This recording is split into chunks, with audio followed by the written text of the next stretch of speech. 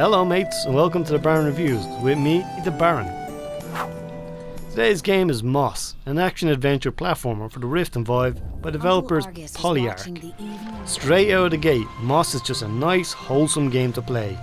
Based on a brand new IP, you follow the adventures of Quill, a young mouse who sets off on a perilous journey into the unknown wilderness to save her uncle. As the player, you control Quill directly, but you also represent a sort of guardian angel type figure who watches Quill from above. A representation of the actual you in your headset, of course. And as this guardian, you can sometimes manipulate the environment in the form of puzzles in order to help Quill progress through the levels. On the surface, this game is honestly a very straightforward platformer in terms of the scope of gameplay, and because of that, I see a lot of frustrated comments in the forums asking why this game can't be both VR and non-VR. Well, I promise you, the ugly truth is that if Moss were a 2D game, it would be a neat but ultimately mediocre one. In VR, however, it's magical. This is one of those games that you just need to play it in VR to understand why it wouldn't translate to flat screen.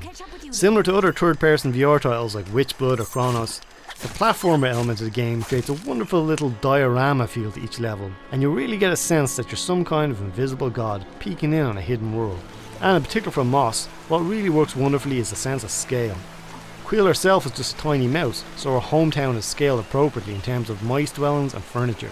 But when she leaves her home to enter the big bad world, you really get an aspiring sense of scale as the world outside seems huge and intimidating.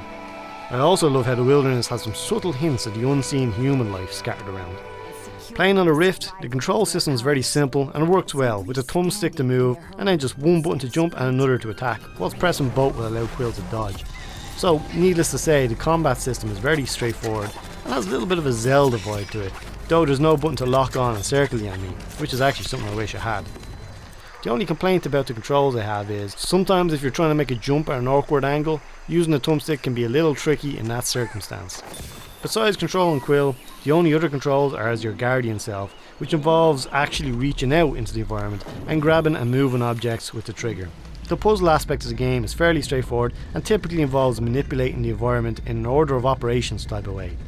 Some can be fairly tricky, but can usually be figured out with a little trial and error, and the game doesn't really punish the player too severely for screwing up or dying.